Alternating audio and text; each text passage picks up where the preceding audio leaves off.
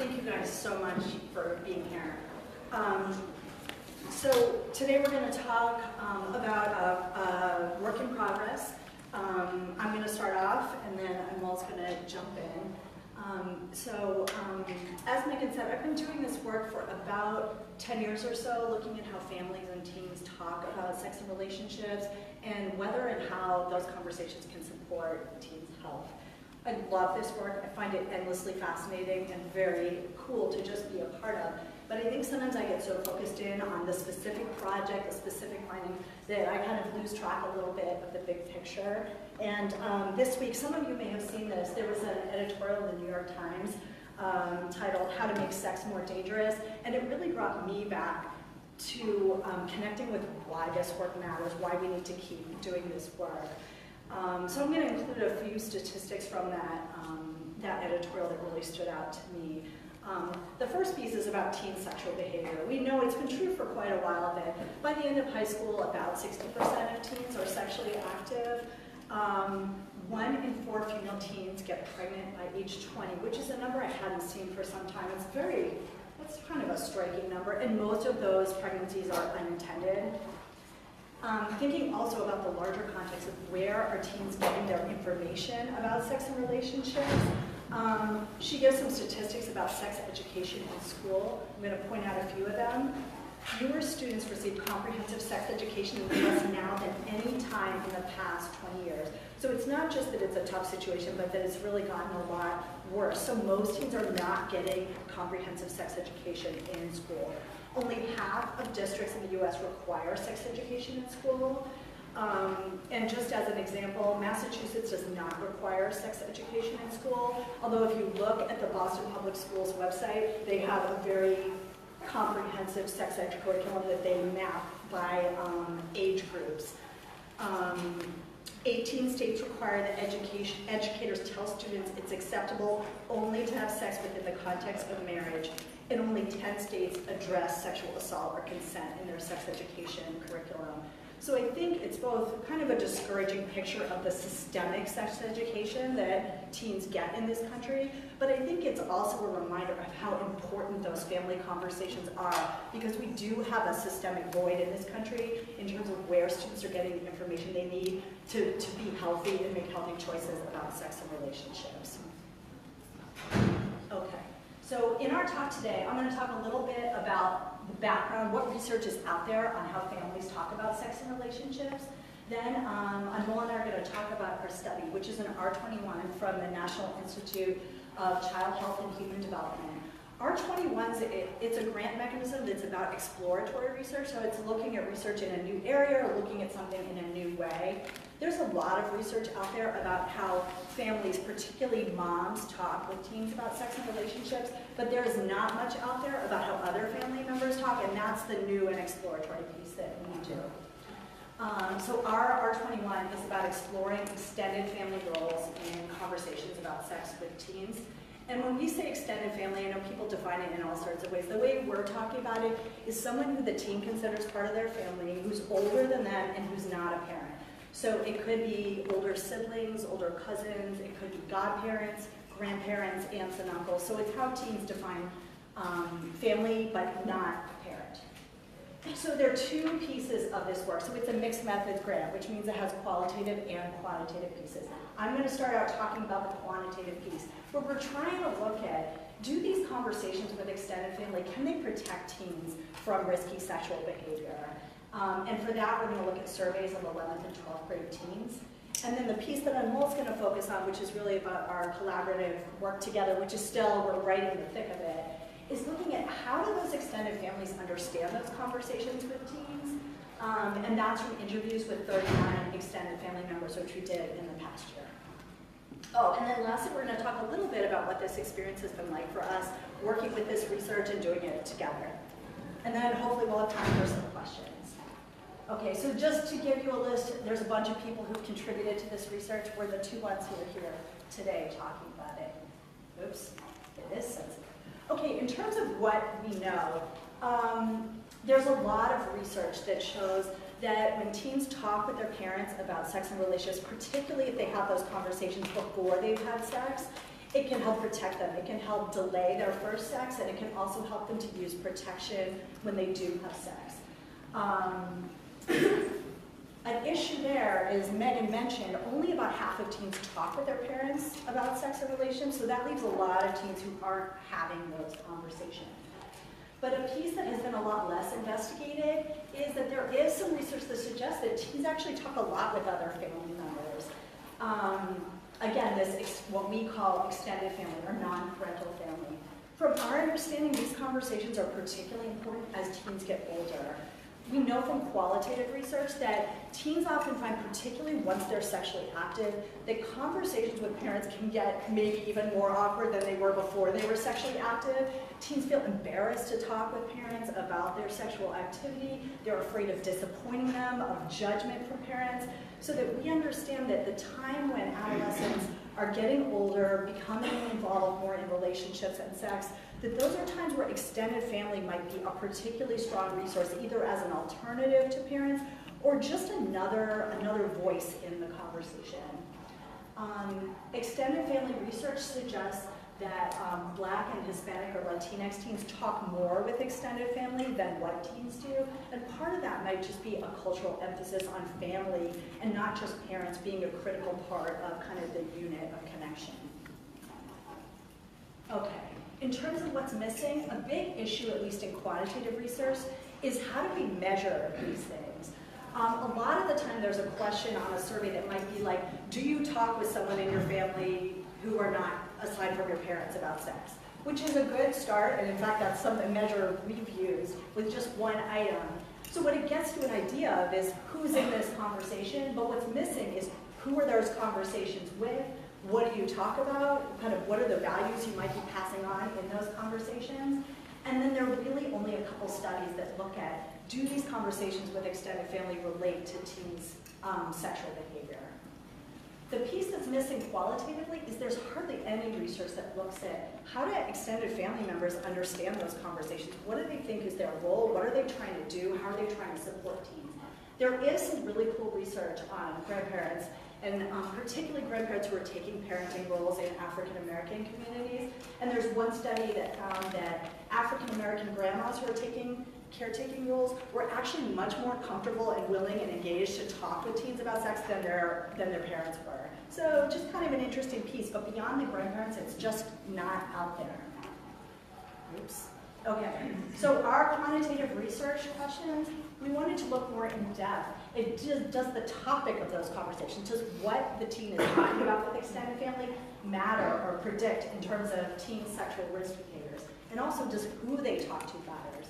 There's some research out there on siblings in particular that's really mixed, whereas some studies show that if teens talk with their siblings, especially if they're giving messages similar to parents, that it can really support teens' health. But there's some other research that suggests that sometimes teens can give really non-health promoting messages that can encourage teens to do things that are less healthy, like, oh, go ahead, have sex with lots of people, that's a great idea. So there's this idea of like, are siblings good, bad? Are they resources that we would want to suggest that teens reach out to? And the other piece is the qualitative question, where we really ask, how do these extended family members describe their conversations with teens about sex and relationships? And what do they want them to learn about these issues? So I'm going to talk about the quantitative research, then Anmol's going to jump in with the qualitative. I'm going to go through this pretty quickly. We've got a little less than 1,000 11th and 12th graders in our sample from urban high schools. They're a little bit more female. Our sample is primarily Hispanic or Latinx. Many of them live with two parents. It's more of a working and middle class sample with about half of parents having high school or less education. And many of these parents are immigrants. Some of the teens are immigrants, but the majority of parents were immigrants as well.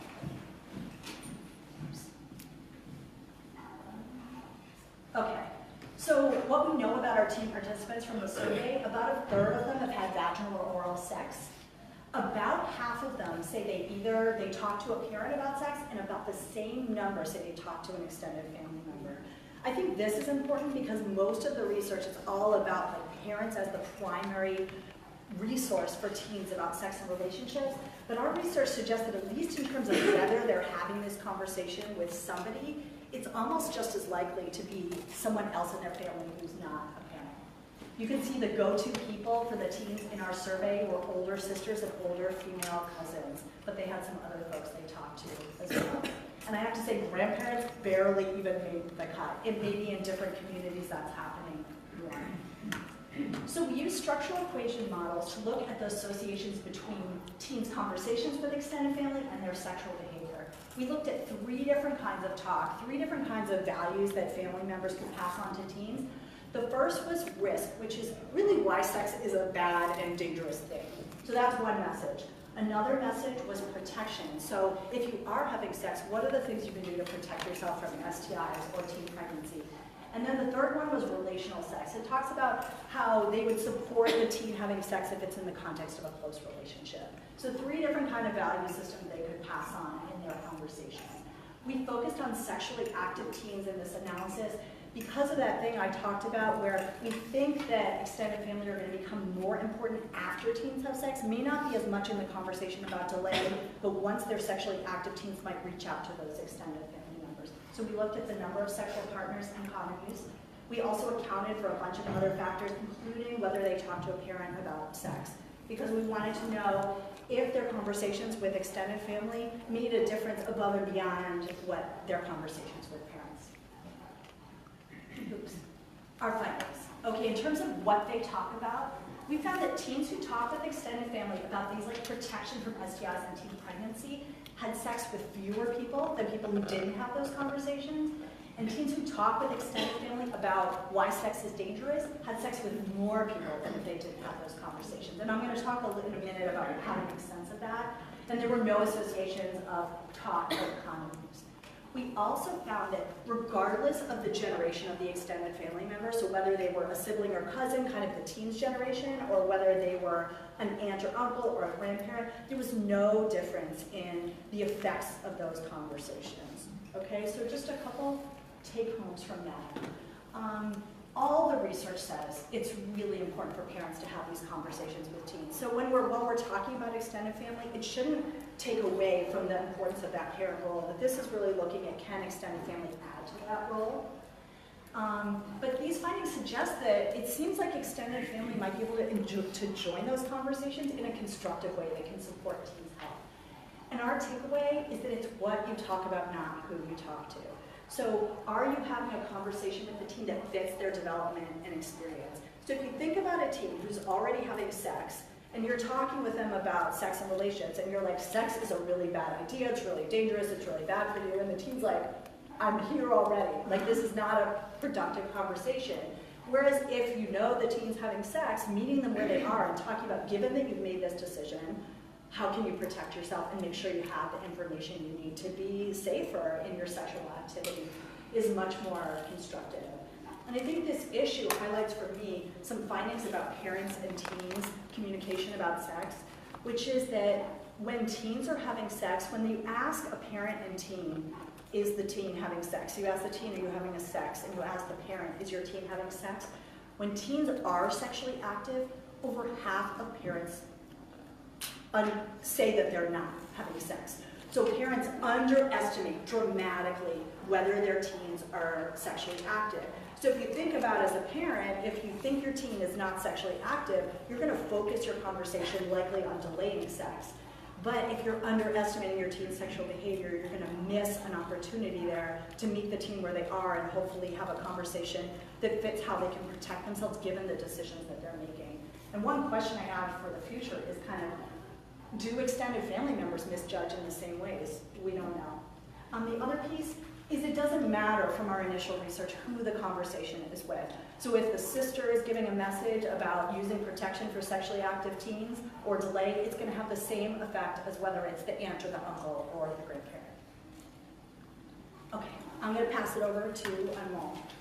Hi, my name is Anmol, and I've been working with Dr. Grossman since September, and I'm going to be talking about the qualitative side of our research. So our main research question is how do extended family members describe their talk about sex?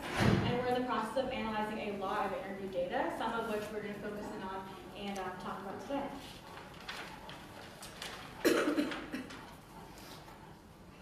Alrighty, so our interview sample included 39 interviews that were conducted with extended family members who talked to their high school age teen about sex and relationships. And in keeping with ethical guidelines, we gave the participant a chance to choose a fake name by which we're going to be referring to them from now on. And they were recruited through social media, through websites, and through local schools to ensure that we get a diverse sample of participants. All right, so to give you a little background of the interview sample that we collected, it was pretty heavily female, around 74%, 21% male, and 5% transgender. It was 43% white, 23% Latinx, 23% Black, 8% biracial or multiracial, and 3% Asian American. A little less than half of them had completed college or beyond, and then it was a mix of relationships with half of them being sisters to the teen in question. And something that's interesting is that 85% reported that they sometimes or often talk with a teen about sex and relationship. This is our inclusion criteria, whether you do talk or you don't with your teen. And so it's important to note that a lot of them are talking with their teen. Okay, so in order to gauge the content of the conversations that the family members were having about sex and relationships, we asked questions about different topics to really see what they were talking about with their teen. So we asked questions that were more abstract, dealing with what do you think is important to talk about with your teen, and also homing on the more specific topics of what they could be talking about, ranging from teen pregnancy, using protection, and things like that. So kind of a note on our process, we analyzed each of these interviews for overarching themes that relate to how the participants thought they were talking about sex and relationships. And so the first time we went through the interviews, we kind of went through broadly and identified our preliminary themes. And so we would come up with protection, or comfort level, talking about sex importance. And then the second time we went through, we kind of identified those subcodes and subthemes. So for example, under protection, a subtheme would be access to protection and how to get it. All right, so by making these precise definitions, we were able to conduct reliability checks, which I'll talk about in the next slide. Okay. So reliability checks are a way for us to review our technique and to revise our codes with new comprehensive decisions. So to do this, we really improved our accuracy and consistency to ensure that both Dr. Grossman and I would analyze the data in the same way. So we would include the subcodes that identify specific themes that are repeatedly addressed in the conversations. So like I said, if something like access to protection came up repeatedly, we would include that as a subcode and identify which extended family members would talk about that. All right, so I'm going to go through three specific topics. I'm going to go through importance, relationships, and positive aspects about sex. And we'll kind of go through like our deeper process within each of those. So the first one is importance. So the question we asked to gauge what relatives thought was important about sex and relationships was, in your opinion, what would you say are the most important things that your teen should know about sex and relationships? So this question is a little bit different than the questions that explicitly asked about specific topics that are in those conversations, because it gave those family members a space to frame what they prioritized in their conversations. And this led to a lot of rich answers on the part of the interviewee because of the variety of things that one could talk about. All right, so the subcodes in the importance greater theme was safer sex, consent, delay sex, and okay to talk about sex. So safer sex was really about using protection mechanisms to avoid STIs and teen pregnancy. Our subcode for consent dealt with issues relating to dangerous escalations and red flags if mutual and willing consent was not present. Delaying sex really talked about the relative recommending that the teen wait until they're ready to have sex and not feel pressured. And then the last one was a little bit different, being okay to talk about sex, really destigmatizing the questions and the taboo around those conversations.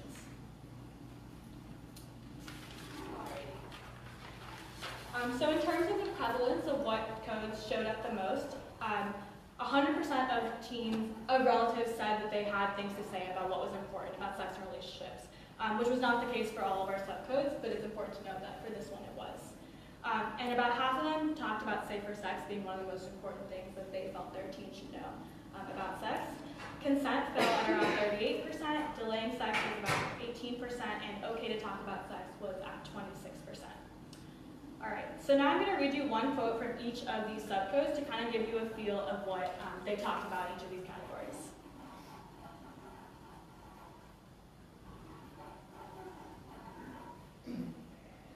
Okay. All right, so So this first one has to deal with safer sex. I always used to talk to her about safety, whether it be birth control, condoms, the fact that condoms can still break. We're from a really low income background, so there's not much information on any safe sex or what birth control is or what a condom is and what it does. The second one has to deal with consent. I really think consent is kind of number one. I think that he's a smart enough kid not to have safe sex issues. I think he knows to wear a condom and that kind of thing. That sort of thing doesn't worry me as much because they teach it in school. But in terms of consent stuff, there really isn't any sort of education about it, and his friends don't prioritize it in the same way. Okay. The next quote is about delaying sex. I would want her to know that it's okay to wait because boys are not going anywhere. They'll be here forever. I would want her to know that she doesn't want to get pregnant right now. She's way too young for that, and that's what happens when you have sex. All right, our last one is that it's okay to talk about sex. Don't feel like it's taboo or wrong or shameful to ask questions because no one knows. No one is born knowing. Don't let people hold sex or relationships over your head in order to abuse you. All right, so the next category we're going to go into is relationships. So this question was really designed to uncover the characteristic of what the relative thought made up healthy or unhealthy relationships. So our question is, do you and your teen ever talk about what is healthy or unhealthy in a relationship?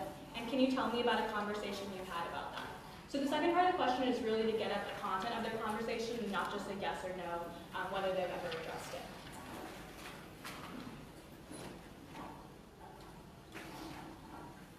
All right.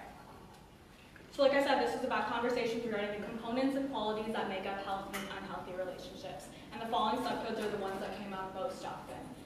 So the first one is healthy relationships. So this was talk with teens about what makes up healthy relationships. For example, openness, support, and trust, being there for your partner, all said in different ways. Unhealthy relationships really dealt with things like being controlling or being physically or emotionally abusive. The next two categories, personal talk and personal reflections, are a little bit different, but they deal with how the relative incorporates experiences they're personally acquainted with or experiences in their own or their teen's life. So the personal talk really deals with the actual content where the relative will talk about the teen's relationship or ask questions about it. And personal reflections are where we see that they don't explicitly talk about it, but we can see that those experiences have framed the way that they understand relationships. So to go back to the prevalence, about 87% reported that they had actually talked about what makes up healthy and unhealthy relationships. 41% said they talked about healthy, and 67% talked about unhealthy relationships, where you can see is a really big mismatch. And then about 54% talked about their personal experiences, and then 67% again had those personal reflections that inform the way they have these conversations. All right, and then I'm going to read you one quote again from each of those subcodes. For a healthy relationship, I talk to him about it's good for him to spend time, be compassionate, patient, and do fun activities that they both enjoy. An unhealthy relationship is knowing exactly where someone is at all times. All right, for personal talk, it's I asked him how his girlfriend is doing. He tells me some stories about the last time they hung out, and I asked him if she's pressuring him into doing something he's uncomfortable with, to make sure he's not pressuring her to do anything. And the last one's personal reflection. We come from a family that had a lot of physical abuse growing up in terms of partners. So growing up, having been around that, I really wanted her to know that it's not healthy. All right, so the last theme we're going to talk about is positive aspects about sex. And this category is a little bit unique considering a lot of rhetoric around sex education is very cautionary and deals with kind of the risks and dangers of sex. But this led to some really interesting results when relatives try to balance that out with why sex is healthy and why sex is natural. So the question that we used was, do you ever talk with your teen about positive aspects about sex? And because a lot of them were a little bit thrown off with this question, we added a second part that said, for example, feeling close to someone, feeling good, etc. So under positive aspects about sex, it was whether the teen discussed sex, or the relative discussed sex in a positive and healthy light. For example, saying it brings you closer, or talking about the physical pleasure derived from it. And then we also coded for them not talking about positive aspects about sex, just because it was really interesting how some of them would say how they were uncomfortable with the topic, how they thought it would make the teen have sex when they weren't ready, So this is when they don't talk about it and they would cite discomfort or the potential impacts of their conversations.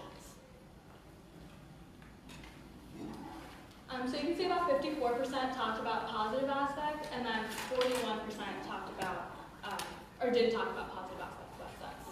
And then again, I'm going to go through one quote for each. It's a thing that's pleasurable. It's something to be enjoyed. And I mean, it's great if you're in a loving relationship, but it's okay if you're not too. Be smart. I think I generally don't want to be even inadvertently telling my 14-year-old sister that maybe she should be sleeping with me. I feel like those pressures are around enough already. All right. So like I mentioned, we're still in the process of analyzing our interview data, but just some things that we were thinking about right now. I was really surprised and really struck by the prevalence of consent, especially because so many of the interviewees specifically would reference the Me Too movement or current events that prompted them to have those conversations. And personally, I think this is a hopeful finding because it's a place that sex education really falls short. You see that only 10% of public school sex education is required to talk about sexual assault. So the fact that extended family members are having these conversations, I think, brings hope. The second thing is that participants use a lot of personal experiences to shape the way that they talk with their teams. So whether it be something they explicitly say, like this relationship's an example of an unhealthy one, or if it's something that really prompts them to have those conversations, they are using their personal experiences to shape their narratives in that. About half discuss positive aspects about sex. This was our lowest code, which is why we included the opposite of it. It doesn't necessarily surprise me. I think it's pretty safe to say that a lot of extended family members are uncomfortable with this topic. But I think it's a very important thing to note that people are having those conversations. And oftentimes when relatives are trying to dump a lot of information about risky sexual behavior, protection mechanisms, they really lose the sex is natural, sex is healthy, and should be a good thing, part of the conversation. The last piece was that safe sex seemed to be a message in many codes, so this fell under importance and protection, teen pregnancy, STI protection. And this could be a really key difference between the conversations that teens have with their parents that mostly deal with abstinence, because this is a more pragmatic approach that the relative is taking with their conversations. Okay, so I'm going to talk a little bit about some of our next steps in this work, and then we're going to finish up with a little bit around our personal experiences of doing this research, and hopefully get a chance for your questions. Okay, in terms of the qualitative research, we're still really kind of sorting through these codes and trying to make meaning of them. We're starting to write up our interview findings for a paper. In fact, Anmol wrote the first paragraph of our paper yesterday. It was very exciting. We're also going to present some of these interview findings at the APA, American Psychological Association conference this summer. And quantitatively, our next steps are really kind of comparing how teens and extended family talk about sex and relationship and looking at the role of teen gender and whether it's similar or different for teens and parents. And an early kind of finding that we have there, which we really find interesting, is that we found that parents are more likely to talk with their daughters and sons in more stereotypical ways, gender stereotypical ways. So they're more likely to talk with their sons about things like having sex in the context of a relationship or talk about using protection than they are with their daughters. But we didn't find that difference in extended family. So it's interesting thinking about how we might explore whether extended family might be able to break out of some of those kind of traditional gender sexual stereotypes that parents are still passing on to their kids. And we're also writing a grant to look over time. This grant that you heard about today that we talked about is cross-sectional, so it's data at one time point, but we really want to look over time for teens over the course of high school. How is their communication, their conversations with parents and extended family changing both over time and as they become sexually active, and how does that relate to their sexual behavior? Okay, so yeah. So this is my first experience with qualitative research. I've never done it before. I've never done anything similar to it before. But I think it's important to note that with your willingness to learn, being flexible, and also good analytical skills, that they're really skills that you can pick up on that are really useful and transferable to a lot of different projects in the future. I also really found personal meaning in this research. I have a younger sister who's 13, so she's just kind of beginning to have those conversations, both with me, with my parents, and through the context of sex education at her school. So it's really interesting to be reading the interview and then in the back of my mind to be thinking like, how would Sachi, my younger sister, be having these conversations, and how can I best support her in making that the most productive way possible. I really enjoyed collaborating on the process. Dr. Grossman and I collaborated on almost every aspect of the things we were doing, and it was nice because it wasn't just like, here's a task and complete it. It was more like, what is your input on how to change the way we're doing this, and what is your thoughts on the data. Now, I was really surprised by how small wording changes and definitions could affect the code. I think this especially came up when we were talking about personal talk and personal reflections, and how a little wording change in our definition would change both of our schemas on how we thought about the code as a whole. And so those reliability checks were really helpful in ensuring that we had like the most comprehensive definition possible to ensure results that were accurate for both of us. Okay. Last note, some personal reflections. So for me, this work with Anmol and kind of doing this collaboration has been so critical to moving this project forward. I think for me, the biggest piece is talking through this with someone with a different perspective. I think it's really hard. People have done qualitative work alone, but I think it's really hard to do and to do well. I think that opportunity to kind of check your own biases, look at what your perspectives are, and talk with someone who might have a different vantage point. So things like being a different age, like I think about this stuff, I approach it often as a parent, you're approaching this as a sibling. And so I think kind of it helps to enrich it and to make each of us think in different ways. Also, accountability to another person. I can't even tell you how important that has been. You know, we meet once or twice a week, every week, and I need to know, okay, what do I have to get done to be prepared to move Anmol and I forward? And if it were just me, you know, it's like, oh, okay, I can push that back. It's like, no, on Tuesday, this is what we're talking about. And so it's been immensely helpful in moving this project forward. I think also you bring this great enthusiasm and persistence as well as just competence.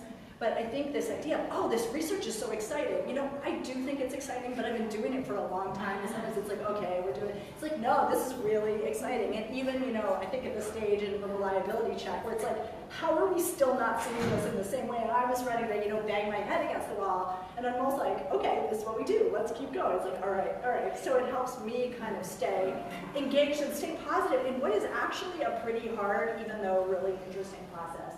And finally, we're moving forward, we're getting the work done. I can't believe how far we've come since September, and now that we're going to start writing. I feel like this collaboration with you as well as with other students just helps us move forward, keeps us on track, and brings this great enthusiasm. Having this confident, engaged partner for this work is just amazing. So that's it for what we have to say. We'd love to take your thoughts, hear your questions. Yeah, thank you.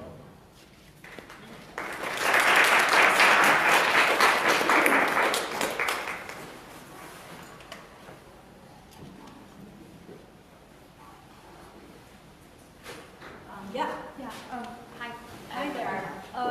I guess my question is, I don't know if you mentioned this at the beginning, but the age range of the teens that you were talking to or that you're talking about, is there a difference between like a younger section of teens and older, and do you find it to be more effective to have a discussion with kids that are 14 versus 18? I don't know how that played into research. Yeah. That's a great question. So in this, the teens that we heard from were high school teens, and the teens that extended family were talking about were high school teens. But we've done some work looking at middle school as well.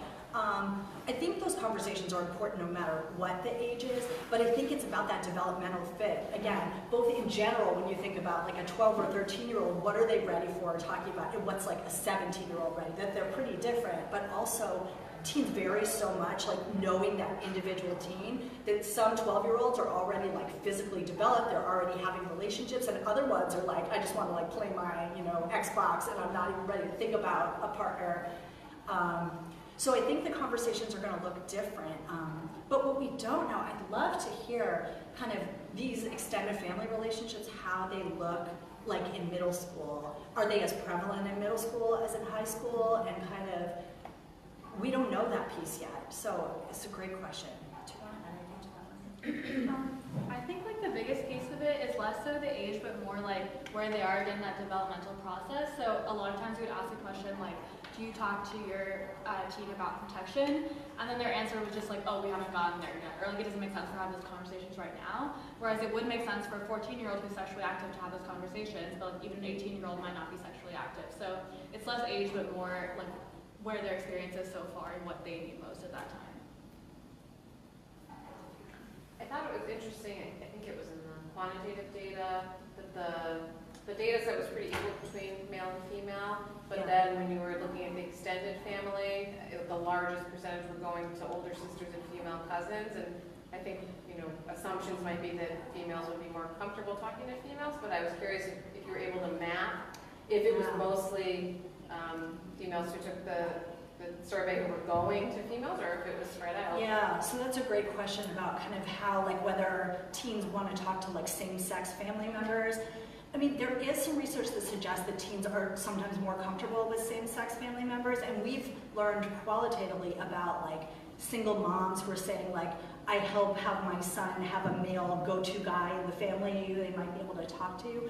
But also when we look at, like, moms and dads, most teens are talking to moms more than dads across gender. So it is interesting, and some of our participants are talking, male participants, they're still tending to talk to female relatives. So I think there's kind of mixed data, and it's something we could maybe look into a little more in depth to see, because there is something to be said for that gender match, but at the same time, it does seem like across both parents and extended family, women seem to still tend to be the go-to people, as maybe they are in lots of, like, relational kinds of conversations.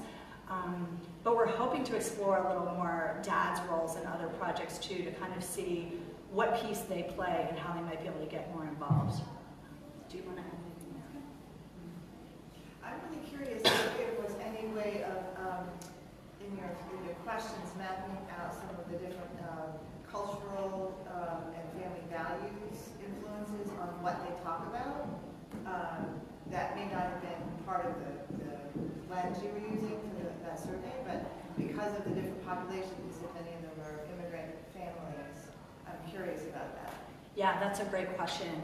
She was asking about whether there are kind of pieces around, like, cultural values, or you think about, like, we have a lot of, like, immigrant families, how that fits in. And we do have a colleague who's looking at this data at UMass Boston, who's looking at different generations of immigrants, but also different groups, like looking at the Latinx, the Black, the white teens in our sample, to kind of try to get a feel for, like, what might be some cultural pieces. We're also, something we're doing for this presentation in the summer for our qualitative data is we're looking just at the participants of color, so they're about half of the participants, to kind of see whether some of these kind of, they're seeing things in the same or different ways, and we haven't done that piece yet, but I think that would be really interesting. Yeah, I mean, I think the cultural aspect is something that's really fascinating, especially like being South Asian and knowing that my conversations are often very different than the conversations that my white peers have with their families. And so there was a question that asked about their cultural background, which is really cool to see how it affects their conversations. But I think that's something for further, because there's a lot of stuff out there for that. I don't know whether you got data about who initiates the conversation, whether it's the adult or the teen. But I'd be interested to know, the person who initiates, what's the motivation for initiating? And does it have something to do with that person's experience, either positive or negative, with what happened, early on in that person's life sexually? I can imagine that a lot of it might be driven by negative experiences, by experiences that they regret. Yeah. So the question is about kind of, do we know something about who initiates those conversations and what might prompt them? Do you have any thoughts on that? It's not something we asked in the survey, and I think we should have, and I think we'll have to get it in the next one. But we got more information from the interviews about that, because we sometimes ask about what's the first time you had these conversations and how did it come about, and it was often about a personal experience, either the teen getting into a relationship, and sometimes it was the family member seeing, oh, this looks a little dicey, like I don't like that, or I heard him fighting with his girlfriend, or maybe the teen came out to the family and the parents didn't respond real well, so the extended family felt like they wanted to jump in. And there were definitely, and Mol mentioned that there were a lot of, people talked a lot about their personal experiences and a lot of family-based and personal negative experiences, like you said, that they had, that they felt like, I want the teen to have a better experience than I did, and I want them to learn from what I went through. Yeah, I think a lot of the personal piece came up in the relationships, and so they talked a lot about how, like we saw unhealthy relationships was so much more prevalent than the healthy relationships, and they talked a lot about like, oh, I think like their parents are not an example of a healthy relationship, so I try to model with me and my girlfriend about like what it looks like to be in a healthy relationship. So I do think that a lot of it is initiated by seeing something that they wouldn't want to be replicated. So them reaching out to the team about that one. Two questions. The first one, you already mentioned this, but with your quantitative results, you said around half had spoken to parents and half had spoken to other family members.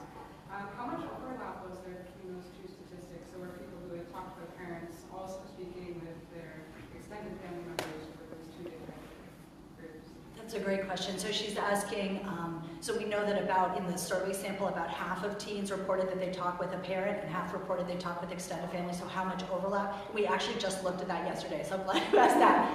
So about 30% of teens in the sample talked with both a parent and an extended family, and about 30% of the sample talked with nobody in their family. So it's really interesting. So it pulls these very different groups with some people who are having like really multiple resources and might say, oh, I go to my mom for this, I go to my uncle for this, you know, where they're really getting this rich communication. And then this big chunk of a group who's not having any of those conversations. Did you have a second? Right, the second question. You said that around 70% of the families were immigrant families, and you found that very few people were talking to grandparents. How much of that do you think is related to the grandparents not being in the United States? And kind of jumping off of that, in what context are these talks happening? Are they face-to-face? Are they over the phone? That's a great question. And you know, we didn't realize that our sample was going to be so heavily immigrant families when we designed the survey. So I think we'd love to kind of get deeper into that.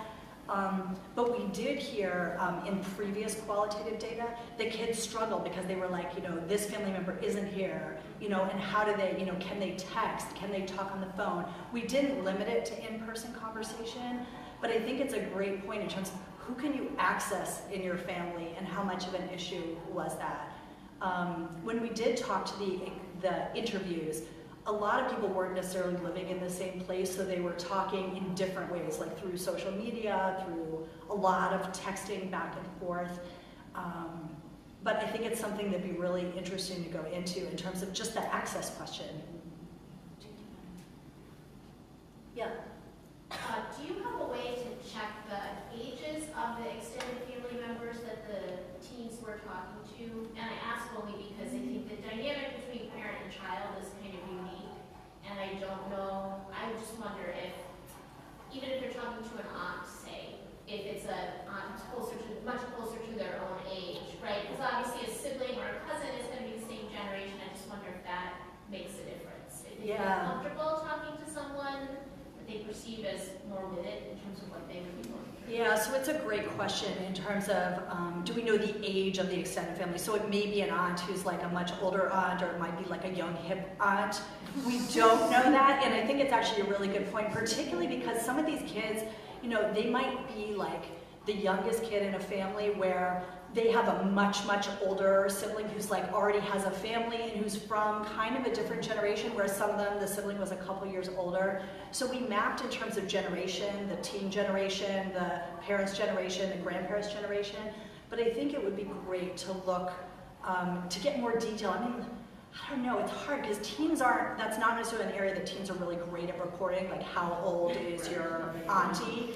But I think it would give us more information to at least get some approximations, and whether like within siblings, does it matter if they're like closer or further in age? Yeah, or even if there were a way to question, I don't know how you would word it, but like I said, something about talking to your mom or dad is qualitatively different than talking to another relative who's not your parent and going to judge you the same way. So just even like a closeness of, I don't know how you frame it, but it doesn't have to be age dependent, but my guess is it probably would be. And we are able to look pretty in depth at conversations with mom, conversations with a second parent who is in this sample mostly a dad, and then conversations with another family member. We asked, like, who's the family member who you talk the most with about this? So we asked a lot of questions. So there is some ways for us to start to go into depth of kind of how do those parent conversations maybe look a little bit different. But I think kind of trying to get at that kind of, are you feeling like this is like one of your people in your kind of age group would be great. Well, I was just thinking, you know, is it really age, or is the question more like, why did you choose this person? Yeah. Because it may be, you know, I always call her my grandma, or I love my, you know, my auntie Ruth. You know, she helped raise me, or, you know, whatever. Yeah. And we did do that a little bit. Oh, the question is kind of thinking about maybe like why you chose this person. And we have done in prior qualitative work, we've gotten at that a little more where we talk to teens about why is this your go-to person? And there were a lot of similarities actually for parents and extended family members where they're saying it's someone I'm close to, it's someone I trust, it's someone who listens to me. But with extended family, there was this added piece around like, this is a person who maybe has been through what I've been through, not like 100 years ago, like your parents, you know, so they can kind of get your experience a little bit more. And also they felt that worry about like someone who worry that parents would judge, and feeling like someone in their extended family in a little bit different role maybe doesn't feel like they have to like clamp down so much and has kind of more of that openness to whatever the teen's experience is. But yeah, that why question is a great one. Yeah. I think also like specifically to go into that question, that came up a lot when we asked about sexual orientation. And so a lot of times teens would reach out, or a family member would reach out if like they were both gay and they had bad experiences coming out to the parents, for example. And so that was one place where because of that commonality, the teen would reach out, or the extended family member would reach out to have those conversations. Yeah. So I have a question, just based on like your immersion in the data. One thing that I think about when we look at the quant data is like we have types of messages, but we don't know exactly what they're saying. So I'm wondering if you ever came across instances of an extended family member, sibling, whoever, communicating an idea that was problematic or wrong. So for example, like I used to run a girls group before I started doing research, and sometimes people would come and say like, oh, like my uncle says this about when you're in a relationship, or like this is a good way to use a condom, and you know that's not the right way to use a condom, and this message that so-and-so is giving you is really like steeped in sexual stereotypes, or a notion of love is control, or whatever. So I'm wondering if you identified any of those patterns, or if that's like not even really something. So the question is kind of, do we ever see in our qualitative interviews where we hear an extended family sharing a message with a teen that we feel like is problematic or maybe inaccurate? Yeah, I think there was a few times. There's actually, like the nature of this data is such that it is personal in any way. Like everyone talks or everyone thinks about sex and relationships. And I think a lot of the parts that were frustrating was actually like what they didn't talk about. And so when we would ask, like, are you talking about positive aspects about sex? And the family member would either say no, or would say, no, I don't want to, or like, why would I do that? And that was really frustrating, especially when I thought of my sister, because I was like, I think she should know eventually, of course, at the right time, and how to do it safely, but that like sex is a good thing, and you know, is like healthy. So yeah, that was frustrating. It was hard because you're just reading these interviews and you're like, I have no way of getting into their lives and telling them like, no, don't think about that. It also came through in protection. Sometimes they would talk about getting messages that were either factually wrong or just problematic about using protection, about getting protection. And we asked about like what are the kinds of misinformation that your teen hears, and like how do you deal with that? And they talk about like sex education in schools that maybe wasn't as comprehensive, religious sex education, things like that, where the relative really talks about gaps and what the teen knows and should be told about sex. Yeah, I think that's a great point. And I know I don't know if it was in these interviews or another set where someone's like, you know, oh, 2 condoms are better than 1. And we're like, oh no, like, why did you say that? But I think there was less of that, particularly these are very self-selected samples with extended family who are really engaged in talking with teens about these issues. They're really committed to these issues. So I think what we get is a pretty engaged and pretty educated sample around these kinds of issues, so it's less likely to come up.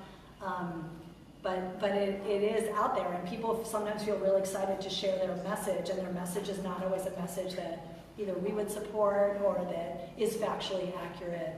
It's a great question.